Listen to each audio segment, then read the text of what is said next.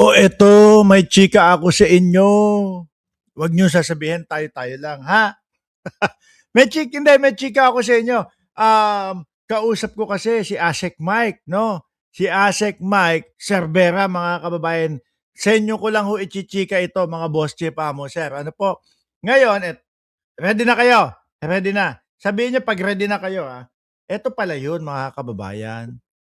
Late si Mark Ramos ngayong araw. Yan yung chika ko sa inyo, mga boss chief house. Pagpaumanin nyo na po, mga kababayan. Sa araw-araw na ginawa ng Diyos, laging itong vlogger na ito na si Mark Ramos, laging late mga bossing. Kasi naman po, meron tayo mga ginagawa at may mga isnaasikaso din po tayo, mga boss chief house. Kaya muli ako ay humihingi ng paumanin sa inyo kung bakit nalilate po tayo. Anyway, nandito na po tayo. Nandiyan si Mamita Star Talk. Nandiyan si Ma'am Viola Garcia, si Chai Cher, nandiyan din, na ang darling ay si I Am Batman pala. Ngayon ko lang nalaman iyon. Si Ma'am Delia Rosario, Nenita Umali, Max Safe, Marge ng Cereza Force, sino pa ho nandiyan?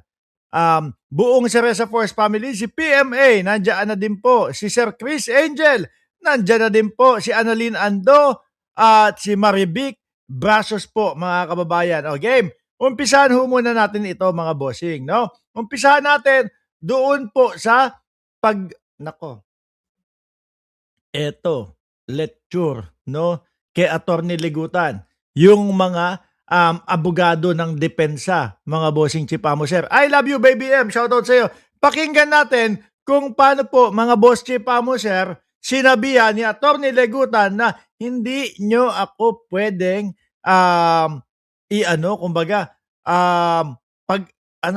lecturean.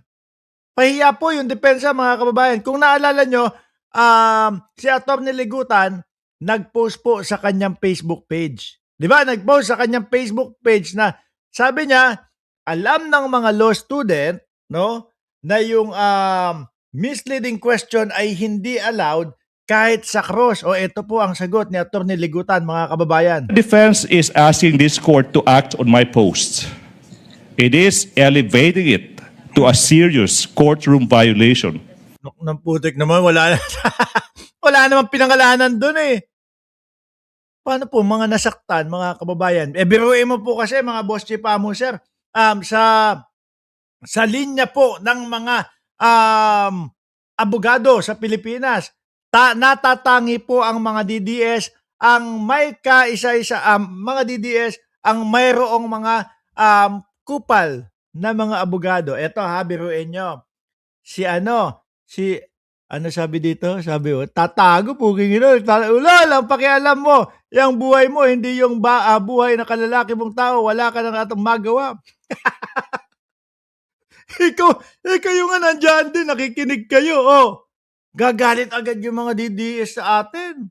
Anak na putek. Hindi porket meron kayong mga abogado dyan sa DDS na mga aanga-anga. Aanga-anga naman talaga eh. Di ba? Bakit po? Biruin mo, abogado, si Marcoleta, ipinakulong yung sarili. Saan ka? Ano tawa? Sige nga, kayo tatanungin ko dyan sa comment section. Ano ang tawag ninyo sa abogado na ipinakulong ang kanyang sarili? Sige, user. Kung ano man ang pangalan mo, hinayupa ka. Ano ang tawag mo doon sa abogado ipinakulong ang kanyang sarili?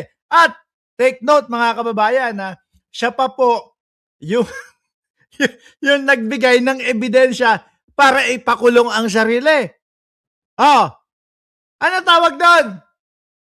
Bob, engot, aanga-anga. Ito naman. Pangalawang abogado ng DDS. Ano ang tawag nyo doon sa abogado na ang sabi ay bilang abogado, pwede niyang tanggapin yung warrant of arrest ng kliyente niya? Ano ang tawag nyo doon, mga kababayan, na abogado? Tingin ko kilala nyo yun eh. Di ba? Nandito naman po kami. Pwede naman tanggapin yung warrant of arrest. Ito, sa DDS lang ho kayo makakarinig ng mga ganyan, mga kababayan. Alam niyo kung sino yan? First time in the history, Jimmy Bondoc. Pwede naman po kami tumanggap ng warrant of arrest ni Senator Bato de la Rosa. Ang galing mo, ano? Ito pa, ito pa. Yung pangatlo, ito na yung issue ni Attorney Ligutan, no? Yung sabi, ano sabi ni Attorney Lorna Kapunan noon? Misleading question as are not allowed. Sabay sagot yung abogado ng depensa sa likod. Allowed daw po, mga kababayan. Yan ang mga abogado ng mga DDS. At ito po, syempre, si Attorney Ligutan po, mga bossing, ipapaalala sa mga Pilipino. Sandali lang, sandali lang, sandali lang. Kahit na mga law student, alam nila na misleading question ay hindi maaari at hindi po pwede. Di ba, sabi ni Chaicher, si Attorney Kiray. Yan yung mga abogado ng mga DDS. Ibang klase talaga kayo. No? Kayo ang mga natatangi, napakagagaling. Biruin mo ba naman, ang pinakamasahol, yung abogado na ipinakulong ang kanyang sarili. Tuloy natin si Attorney Ligutan. But what did I violate? I did not discuss the merits of the case. Correct? I did not discuss the strength or the weakness of the oral arguments or evidence of either side. I only stated without mentioning any name, Correct? using the most Andali, kasi po napahiya sila dyan. No? Napagtawanan yung mga abogado nila. neutral of font color and background, black and gray, without adding any emoticon, without splicing and Wala lang, kung magawa, mga kababayan, sandali lang, siguro si Attorney Ligutan. Wilfreda Bonacqua, shout out sir. Siguro si Attorney Ligutan, mga boss si Pamo, sir, ay narinig iyon. Nakita nyo naman yung reaksyon sa likod nung attorney din, nung lawyer, sa likod ni Attorney Kapunan. Pag gano'n. Misleading question are allowed. Pag gano'n, no, mga kababayan. Siguro si attorney, sandali lang, mali ata yung narinig ko. Siguro, tinignan niya. Oo nga, mali. Misleading question are not allowed. Kinapi-paste niya. Inilagay doon. Dinagdagan lang ng konti. Masama po bang ipaalala kung ano yung tama sa mamamayang Pilipino? O doon sa mga followers ni Attorney Ligutan? Hindi po ba? Yan naman po ang nakasaad sa batas. Kaso, ano tawag nyo doon sa attorney na isa na nagtanggol? No, pinagtanggol pa. Gusto yatang ilusot, mga kababayan, na yung sinabi ni Attorney Kiray daw, kayo may sabi niyan, hindi ako. Gustong ilusot na, hindi po. Yung sinasabi niya, na allowed po, yung sa question and answer ng yes or no. Di po ba? Tuloy natin si Attorney Ligutan. Miss Tapia, sabi ni Rose Vinisidro. thing. What the rules of procedure simply provide that misleading questions are not allowed even on cross-examination. Sabi ni I Love You Baby M. Hindi lang daw natin na-gets, sabi ng mga DDS, yung sinabi ni Attorney Kirara. Kahit may DDS dito Sige nga. Uy! Utragis kayo mga DDS kayo. Magsi-comment kayo. Ipagtanggol nyo nga yung misleading question are allowed. Sige nga, pakipaliwanag dito para naman baka may matutunan kami galing sa inyo. Paano nyo ipapaliwanag iyon? Mga DDS. Welcome kayong magkomento dyan sa comment section. Babasahin ko kung sino makakapagpaliwanag noon. Hindi yung puro bangag ka, adik ka, mamamatay ka, 2028, intayin nyo kami. Matagal pa yung 2028. Ngayon, mag-iyakan muna kayo. Saka na kami iiyak. Kapag ka dumating yung 2028, kung mananalo yung mga nasa kampo nyo o yung mga Duterte. Okay? Your Honors, we in the prosecution also have rights. I, for one, did not surrender my freedom to teach and to enlighten when I decided to Correct. participate in this trial. Sabi ni Ma'am M. Suzuki, sila ang bangag Bangag yang mga iyan sa pag-idolo diyan sa mga Duterte. Di ba, Alaga? Uy, Alaga, shout out sa'yo. Kailan ba kita aalagaan? Tuloy. Patuloy po ako magiging guro kahit sa loob ng impeachment court na ito. Ayan. Oo, parang kapagka yung may ano, pagka si Attorney Ligutan ang nakasalang. Naku, si Kiray siya yung napahiya, eh. They are allowed. No, misleading question are allowed. Siya yun, eh. Oh. No? Yan yung mga pinagmamalaki ninyo na mga lawyer o abogado. Tuloy. Lastly, Your Honors, the defense. Siya yun, di ba? Kakahiya, ano? Biruin mo, gusto mo sumikat. Sumali ka sa impeachment. Sumali ka sa magtatanggol kay Sara Duterte dahil taga Davao, no? Gusto mo sumikat para lumakas din siguro yung pagiging abogado mo. Madaming kliyenteng pumasok. Tapos putek, maririnig ng sambayan ng Pilipino galing sa iyo.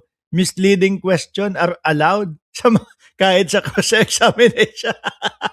Malamang ako, mga boss chief mo, sir, kung ako yung kliyente nito, ay, pwede po bang withdraw na lang natin yung kaso? Sa iba ko na lang po ipapaabogado yung kaso ko. Di ba? Ikaw syempre ho, mga kababayan, kung ganun mo makikita, yung sagot ng attorney mo, hindi ko alam yung music, yung ano na yun, kanta na yun eh. Pero mapapaano ka, sandali, atras ko na yun sa inyo. Lilipat na lang ako kay Attorney Ligutan. Ganyan po ako, kung tatanungin niyo ako, mga kababayan, kung merong kaso ako, o may ikakaso, o may kakasuhan na Alpalo, no? Yan po yung law firm natin. Hindi sa akin, ha? No, yan, sila po yung mga nangangalaga sa aming mga kinakasuhan ho, mga kababayan. Kung hindi nila kaya, kung kaya ko yung magiging acceptance fee nila Attorney Ligutan, lilipat ako dito. Kayo, mga kababayan, kung papipiliin kayo, kung tatanungin kayo, sino hahawak ng inyong kaso? Attorney Ligutan o yung si Kirara? Sino ang ano nyo? Sino pipiliin nyo sa dalawa? Comment nyo dyan sa comment section. Ako, personal, dito na ako, rekta, straight, walang alisan, Attorney Ligutan ho, mga bossing. Antalino po. Mentioned humility. That I should have been humble enough not to post that now viral statement. Your Honors, being a provinciano from Leyte, Samar, and Cebu, and coming from a middle-income family born without a famous family name, Yeah. who had to compete for his spot in this capital, I know a thing or two about humility. The defense cannot lecture me on humility. Ooh. Depensa. Shh, tahimik lang kayo dyan, ha? If there's somebody who needs to be reminded about humility, Yan yung depensa. Tingnan niya natin yung mga depensa. Ganito ang mga itsura nito. No. Asa si hindi ko makita si si Senyor Aguila. Ang pinaka-paborito ko ngayon si Senyor Aguila eh. Ayun. nasa likod, si Senyor Aguila. Tapos kapag yung mga komento, nagsasalita yung mga DDS, ang gaganda, ang gagwapo naman ng mga attorney, ng mga depensa. Tingnan nyo, sandali nga! Bukod sa bulag na kayo sa mga pinapaniwalaan ninyo at mga iniidolo ninyo, bulag pa yata kayo. Tingnan nyo. Ayoko na lang magsalita, mga kababayan. Yung isa, mukhang, pwede ba pagpapaharapin nyo itong mga ito sa impeachment, sabihin nyo, attorney, maligo muna tayo. para hindi nasasabi na ikukumpara, no? Kasi ang sinasabi nila kay Attorney Ligutan, naka-makeup daw, naka-lipstick daw. Kung ganyan ang kutis ng tao kasi tingnan mo naman yung mga kutis dito. Okay. Okay na lang ho, mga bossing, no? Ay, nandiyan na si I Am Batman, Parang sila yung hahatulan ng korte. Oo. parang gano'n niya, para sila ay nag-aantay ng, "Ano kaya ang hatol sa akin? Ano kaya ang magiging kapalaran ko?" 'No? Kailan kaya ang kasal ni Chaicher at ni I Am Batman? Oh, yung mga mga gano'n. Puro malabo ang mata sa defense. Sabi ni ano, nakita ko si yan diyan ka magaling, eh. Sino yung may alias na kamangmangan? Hindi ko si Robin Padilla po ba yung tinutukoy ninyo?